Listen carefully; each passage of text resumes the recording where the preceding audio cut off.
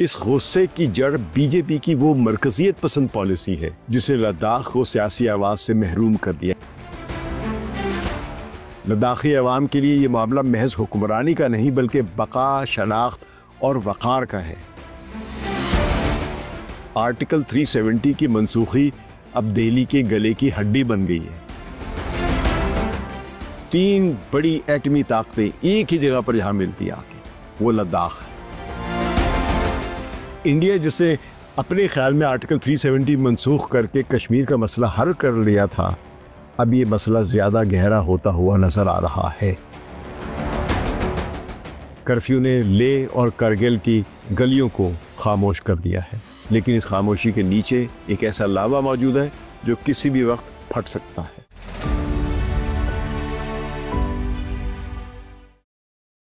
सकलैन इमाम का सलाम कबूल कीजिए। आज हम एक ख़बर के पस मंज़र में जा रहे हैं जो आपने सुन ली है कि लद्दाख में जिस किस्म के हंगामे हुए और वहाँ पे कर्फ्यू नाफिज कर दिया गया है। लद्दाख में जो लोग गए हैं, मेरा खुद जानना नहीं हुआ, लेकिन जो मेरे दोस्त गए हैं वहाँ पे, मतलब उनके ख्याल में लद्दाख को वो सही मानों में एक जन्नत नज़ीर कह सकते हैं, जो कश्मीर के बारे में भी कहा जाता है। लेकिन क्योंकि लद्दाख में अभी तक आबादी बहुत कम है, माहौलियात बहुत कम हद तक मुतासर हुई हैं, तो मुकामी जो कुदरती हुस्न है वो बहुत ज़बरदस्त है। तो कहते हैं कि आमतौर पर पुरसुकून और खरामा खरामा हवाओं और पानी के बहते हुए झरनों की मौसीकी से झूमते हुए मनाज़र रखने वाला हिमालय के पहाड़ों का खित्ता लद्दाख इस वक्त कशीदगी में डूबा हुआ है। इस हफ्ते ज़्यादा खुद मुख्तारी के मुतालबे पर होने वाले पुरतशद्दुद झड़पों में, जो पुरतशद्दुद झड़पों में तब्दील हो गए हैं, जिनमें कोई 4 मुजाहिरीन हलाक हुए हैं, शायद ज़्यादा, लेकिन फ़िलहाल 4 बताए गए हैं।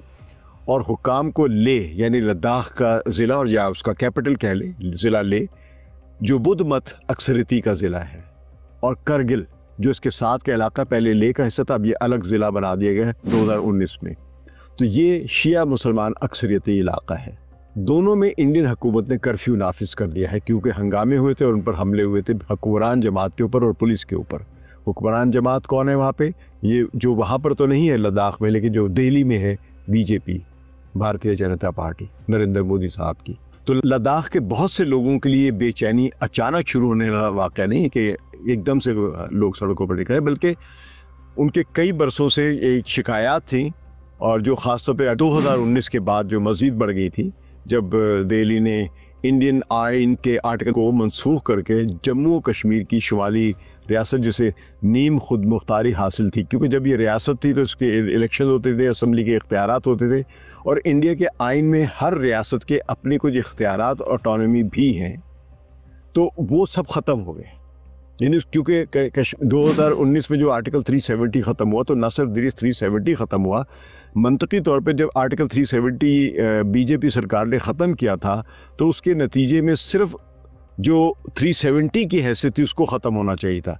लेकिन इन्होंने न सिर्फ 370 की यानी इंडियन गवर्नमेंट ने या मोदी हुकूमत ने न सिर्फ 370 आर्टिकल को ख़त्म किया, बल्कि कश्मीर की रियासती हैसियत यानी ऑटोनमस प्रोविंस की जो हैसियत थी वही ख़त्म कर दी, और इसको यूनियन टेरिटरी के लेवल पे डाउनग्रेड कर दिया। यानी कश्मीर एक सूबा या रियासत नहीं रहा इंडिया के आइन के मुताबिक, बल्कि इंडिया के यूनियन टेरिटरी, या जिस तरह आप पाकिस्तान में कह सकते फाटा के जो हाल थी, जो फेडरल गवर्नमेंट के कंट्रोल में होते हैं। तो इन्होंने यहाँ भी ये किया कि इंडिया ने जब 370 ख़त्म की तो कश्मीर की जो एक प्रोविंस वाली या रियासत वाली जो हैसियत थी उसको ख़त्म करके उसको एक इंडिया का फाटा या इंडियन यूनियन टेरिटरी बना दिया। और न सिर्फ यूनियन टेरिटरी बनाया, बल्कि यूनियन टेरिटरी को 2 हिस्सों में तकसीम भी कर दिया, एक जम्मू कश्मीर और दूसरा लद्दाख, और इनको बराह रास्त मरकज़ के इंतज़ाम में या मरकज़ के ज़ेरे इंतज़ाम 2 यूनियन टेरिटरीज़ बना दी, इनको अलग अलग तकसीम कर दिया। जब यूनियन टेरिटरीज़ बनाया गया था तो उस वक्त जो लद्दाख के लोग थे उनका ये ख्याल था कि ये इससे हमें फ़ायदा होगा, और हम कश्मीर के साथ रहने के नतीजे में जो किसी महरूमी का शिकार थे वो अब हमें बराह रास्त फेडरल गवर्नमेंट या इंडिया की जो यूनियन गवर्नमेंट है वो उनको बराह रास्त पहुँचा देगी। तो उन्होंने इस फैसले का खैर मक़दम किया, क्योंकि वो समझते थे कि कश्मीर से अलहदगी उन्हें अलग शनाख्त और अपॉर्चुनिटीज़ देगी। आपने देखा कि पंजाब में कोई छोटे ज़िले को जब ज़िला छोटे बल्कि तहसील को ज़िले का दर्जा दिया जाता है तो बड़ा खुश होते हैं कि जब हम अलग ज़िला बन जाएंगे। तो आखिर में पता चलता है कि सर इंतज़ामी काम था, उनको मिलता मिलाता कुछ नहीं है। तो लेकिन ज़ाहिर है 2019 के बाद से कई साल बाद जब आइनी तहफ़्फ़ुज़ात और रियासती दर्जा देने के वादे पूरे ना हुए, क्योंकि इन सब की डिमांड ये थी कि हमें रियासती दर्जा बहाल किया जाए। लद्दाख वालों को कहना था कि हमें अलग रियासत के तौर पे तस्लीम किया जाए। कश्मीर वाले तो अभी भी कह रहे हैं कि हमको अलग रियासत का जो दर्जा था हमारा तारीख़ी तौर पर, उसको बहाल किया जाए। तो अब ये वादे तो पूरे नहीं हुए हैं। तो अभी कश्मीर में तो कोई हंगामे नहीं हुए, ना बगावत हुई है, ना कोई मुजाहरे हो रहे हैं, लेकिन लद्दाख के लोग निकल आए सड़कों पर। तो बुध के रोज़ जो मुजाहरे दरअसल बैनुल-अक़वामी शोहरत याफ्ता माहौलियाती कारकुन जो वहाँ बहुत मशहूर है, सोनम वांगचुक, उनके साथ इजहार यकजहती के लिए शुरू हुए थे। वो भूख हड़ताल पर बैठे हुए हैं। तो उनका ही कहना है कि यह उनके मुतालबा है कि या तो लद्दाख को मुकम्मल रियासत बनाए थे या फिर इंडिया के आइन के 6 शेड्यूल के तहत तहफ़्फ़ुज़ात दिए जाएँ, यानी जिसमें कबायली बरादरियों को, जो मुकामी लोग होते हैं, उनको ये हक़ दिया जाता है कि वो ज़मीन, वसाइल और सकाफ़त और शनाख्त या अपने माहौल के मुताबिक अपने बारे में अपने क़वानीन मुकामी सतह पर ख़ुद बना सके। एक किस्म की लेजिस्लेटिव पावर मिल जाती है शेड्यूल 6 के तहत जो इंडिया का आइन है। तो वो मांग रहे थे कि या तो हमें ये इख्तियार दिए जाए या हमें पूरी एक रियासत डिक्लेयर किया जाए। तो इंडियन हुकूमत यानी न्यू दिल्ली ने उनके किसी मुतालबे को अभी तक पूरा नहीं किया है। तो वो भूख हड़ताल में थे और उसी भूख हड़ताल के साथ अवाम साथ उनके से मिल गए और ये बड़े हंगामे शुरू हो गए। तो लद्दाखी अवाम जिनकी नाजुक माहौलियाती हालत और बैरूनी आबादी की मुदाखलत, यानी वो सब जो है ये चीज़ें कबायली आबादी को जो मुकामी है उसको मुतासर कर रही हैं। वो ये मतलब जो है माहौलियाती तहफ़्फ़ुज़ और बैरूनी लोगों की मुदाखलत को रोकना अपने मुस्तक़बिल के लिए इंतहाई अहम समझते हैं, क्योंकि मुकामी लोगों का खौफ है कि अगर ये तहफ़्फ़ुज़ात ना मिले तो वो ताकतवर बैरूनी मफादात और वो जो लोग यहाँ पर आ रहे हैं, प्रॉपर्टीज़ ख़रीद रहे हैं, ज़मीनें ख़रीद रहे हैं, टूरिज़म के बहाने या किसी भी ज़रिए, या फ़ौज या अपनी डेवलपमेंट्स कर रही है या कोई अपनी चीज़ें बना रही है, तो उनको नज़र आ रहा है कि इसमें हम अपनी सकाफ़त, अपनी ज़मीन और अपनी ख़ुद मुख्तारी जो भी है वो ख़त्म हो जाएगी उनकी। तो ये उनके बड़े सीरियस कंसर्न थे।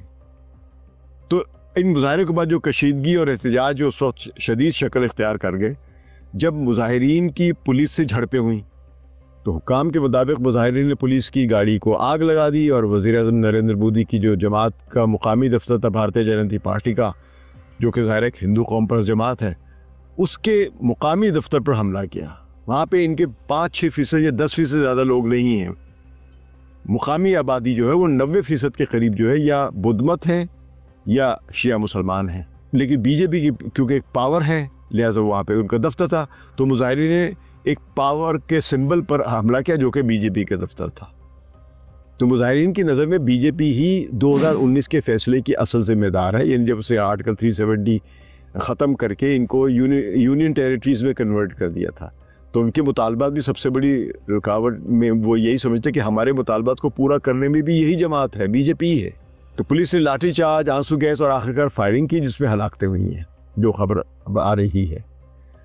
हुकूमत कह रही कि कम से कम 4 अफराद हलाक हुए या ज़्यादा से ज़्यादा 4, लेकिन अभी हम हतमी तौर पे हलाकतों की तादाद नहीं बता सकते, लेकिन सैकड़ों लोग ज़ख्मी हुए, जिसमें पुलिस कहती है हमारे 30 एहलकार हैं और लोग कहते हैं उनके दूसरे लोग हो हलाक हुए।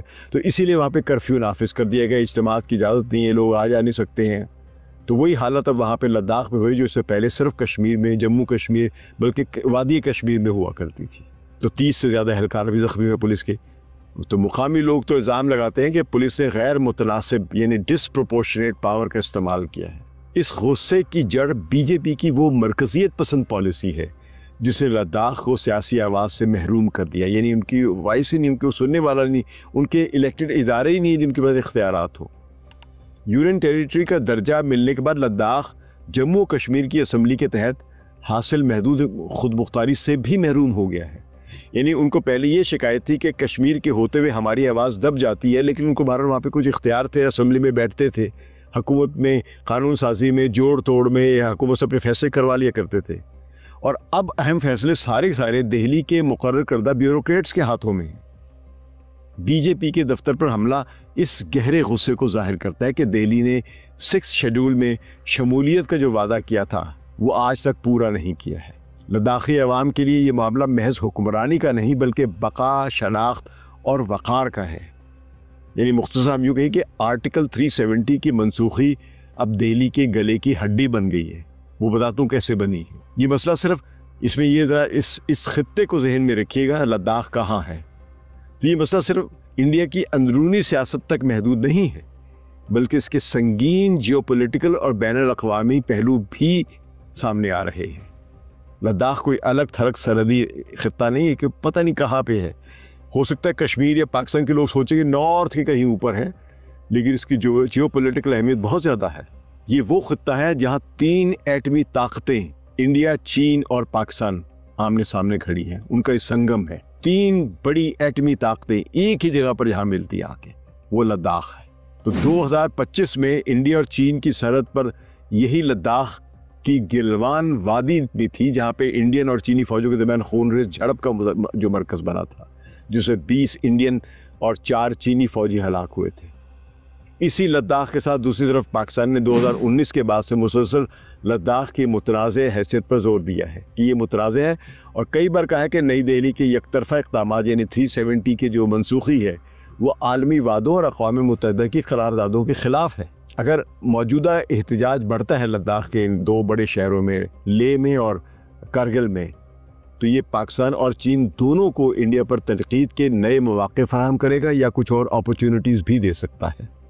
तो इसलिए ये इंडिया के लिए बहुत संजीदा मसला है, बहुत संगीन मसला है। पाकिस्तान ने भारत फ़िलहाल खुल्लम खुला कोई खुली मुदाखलत नहीं की है और ना उससे कोई ऐसा बयान दिया है, लेकिन इस्लामाबाद ज़ाहिर है इस सूरत हाल पर गहरी नज़र रखेगा और रखे हुए है, क्योंकि लद्दाख के साथ ही पाकिस्तान के ज़ेर इंतज़ाम शुमाली इलाका जो है गिलगित बिल्तिस्तान, वो भी वहीं वाक़ है। साथ ही ये लद्दाख के साथ जो करगिल है, करगिल इंडिया के हैं, और उसके साथ ही गिलगित बिल्तिस्तान जो स्कर्दू का इलाका है, जिस पर इंडिया भी दावा करता है। इंडिया कहता है कि ये तो पाकिस्तान ऑक्यूपाइड कश्मीर है, यानी POK है, और पाकिस्तान इंडिया के ज़ेर इंतज़ाम कश्मीर को IOK यानी इंडियन ऑक्यूपाइड कश्मीर कहता है। बहरहाल ये दोनों के दरमियान एक तनाज़ा है, लेकिन मैं इसको एक गैर जानिबदार अंदाज से देख रहा हूँ। तो लद्दाख की बदअमनी अगर फैलती है तो ये लाइन ऑफ कंट्रोल के दोनों तरफ के हालात को मज़ीद कशीदा कर सकती है।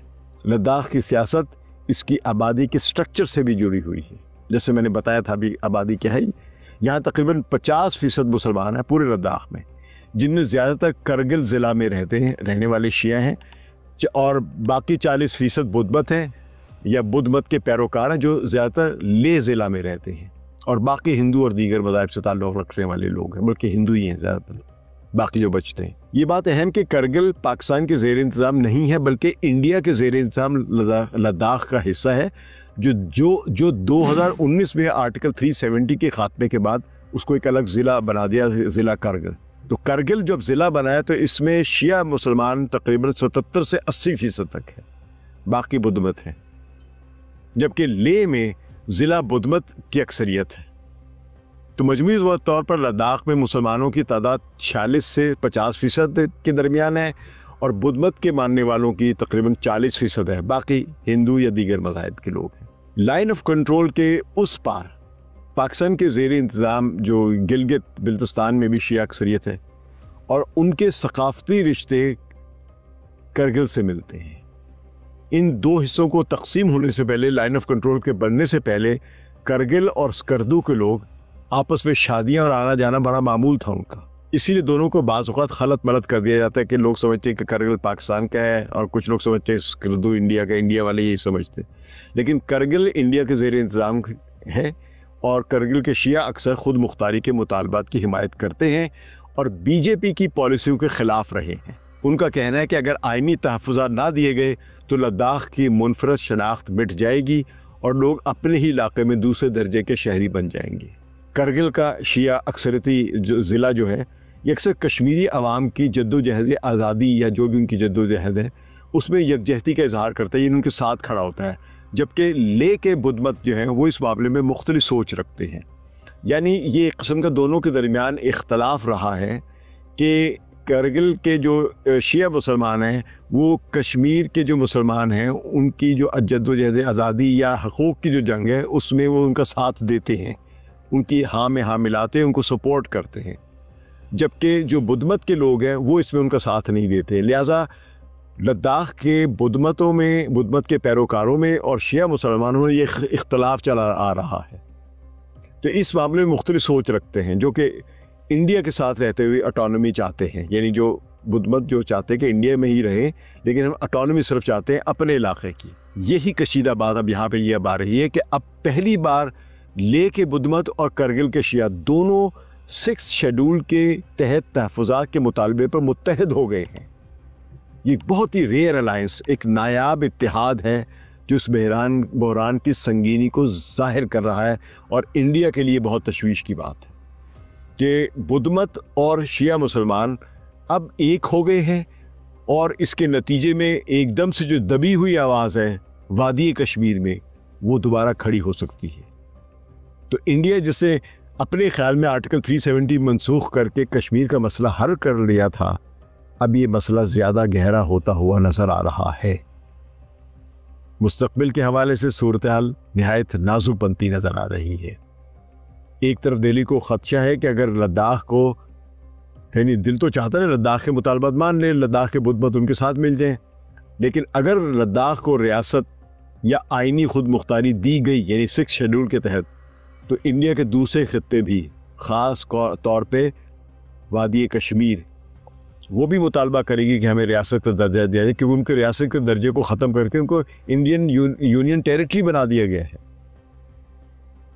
तो दूसरी तरफ मुसलसल इनकार से एक ऐसे खत्ते को खोने का ख़तरा भी है इंडिया के लिए, जो न सिर्फ सकाफती तौर पर मुनफरिद है बल्कि दिफाई और जोग्राफियाई तौर पर भी बेहद अहम है, क्योंकि ये चीन और पाकिस्तान दोनों के साथ सरहद रखता है। 3 एटमी ताकतें इस इलाके में मिलती हैं, एक दूसरे के सामने हैं। मुकामी रहनुमा एक सज्जाद करगिली, जिनका मैंने एक अखबार में बयान पढ़ा है, तो ये कारगिल के एक सियासी कारकुन हैं। उन्होंने खबरदार किया है कि नई दिल्ली को दानिशमंदी दिखानी चाहिए, होश व हवास से काम लेना चाहिए, फौरी मुज़ाकरात शुरू करने चाहिए और आवाम की ख्वाहिशात को संजीदगी से लेना चाहिए, वरना ये बेचैनी एक बड़े बहरान में बदल सकती है, जिसके असरात न सिर्फ इंडिया की दाखिली सलामती पर पड़ेंगे बल्कि पूरे खित्ते के अमन पर भी होंगे। फ़िलहाल कर्फ्यू ने लेह और करगिल की गलियों को खामोश कर दिया है, लेकिन इस खामोशी के नीचे एक ऐसा लावा मौजूद है जो किसी भी वक्त फट सकता है, और न सिर्फ लद्दाख की शनाख्त बल्कि पूरे जनूबी एशिया की जोग्राफियाई सियासत को नई शक्ल दे सकता है। ये छोटा सा इलाकाई झगड़ा नहीं है। हमारे इस तज्ज़िये पर अपनी राय ज़रूर दीजिएगा और इस चैनल को सब्सक्राइब कीजिए और इस वीडियो को लाइक कीजिए। शुक्रिया। सकलैन इमाम को इजाज़त दीजिए। खुदा हाफिज़।